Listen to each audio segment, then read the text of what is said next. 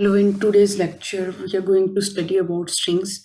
In the previous lectures, we talked about variables and how we declare variables and initialize variables, and what are different kinds of operators that we use in C++ programming language. And now we are going to study about strings. And if you're new on this channel, please make sure to subscribe this channel and like this video. So let's move on to strings. Strings basically are used for storing text. If you want to store text, then you need to declare the variable data type string. So string basically is used to storing text. Let's see that by doing an example here. I'm going to declare a variable string. Let's say text equal to hello. Here I am going to print the value of my variable.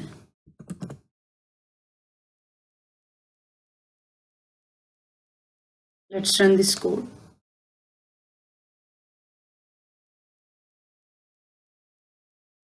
So here hello is printed. So this is how string variable basically work. We'll see the string concatenation. You can use plus operator to concatenate two strings to make a new string. Now let's see its example.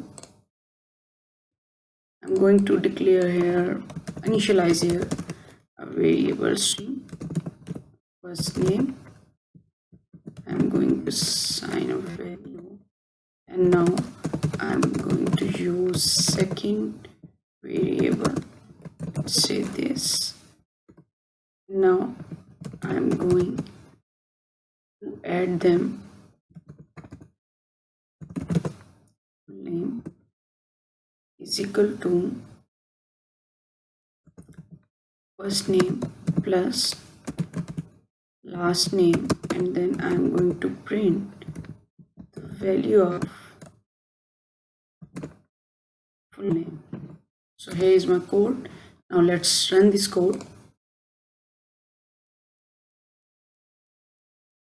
and here I get the result, the full name. So this is how we can concatenate two strings. We can add them by using plus operator. We can concatenate them. It means to combine two values of a variable, of two variables. I can do this same with the append, and I can append the value. For example, this is a function append. Now let's use this. Let's say first name is equal to full name is equal to first name dot append, and I'm going to append last name here. And now let's see the result. And here is the result. You can use plus operator to concatenate the values of two string variables, or you can append them. So there are two ways of doing this. Now let's move on to the next function to find the length of the string. You can find the length of string. Let's see this with example. So let's do this string, the first name. I want to find its length. The length of my string is,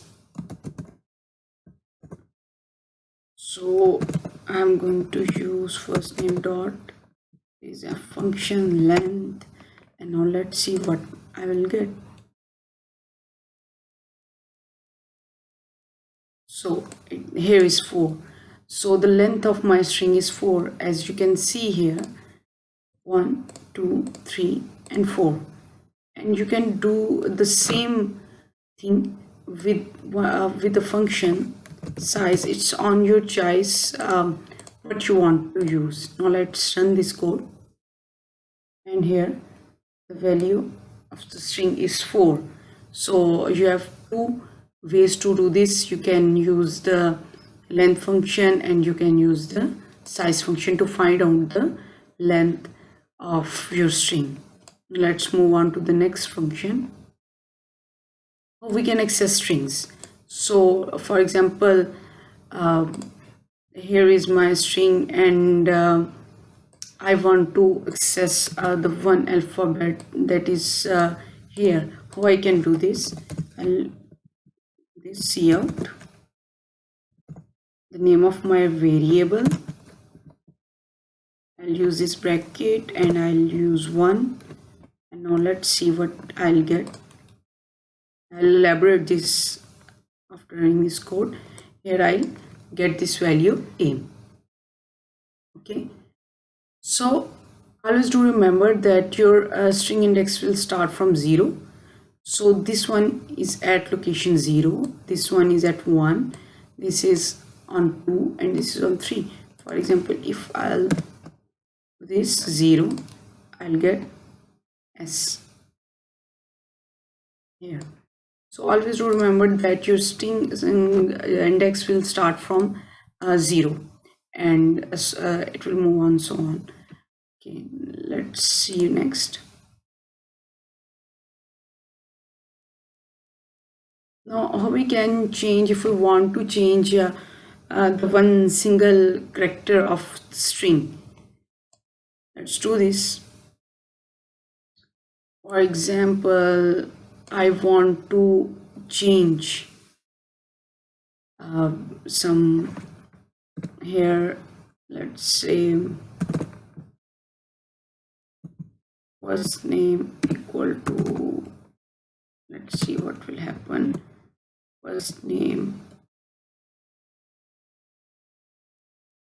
or we can simply do this in this way.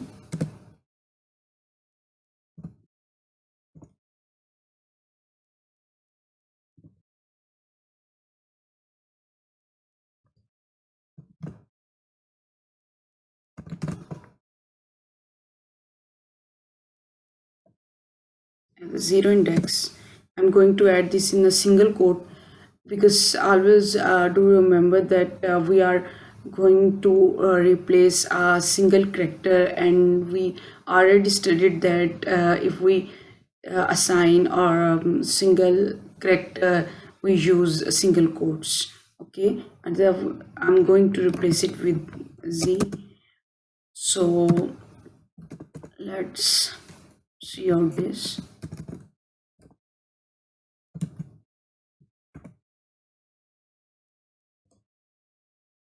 Now the s will be replaced by z, as you can see then.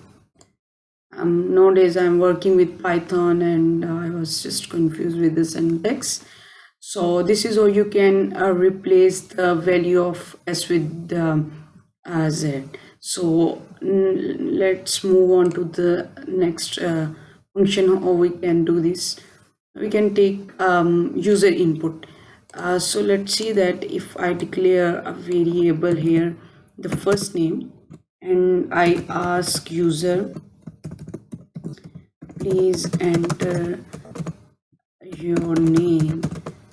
I say that please enter your first name here. Let's see, and I ask to enter in the first name variable. I'm going to store this with C, and now I'm going to print the value of the entered value is, let's say, and I'm going to print here the first name. Okay,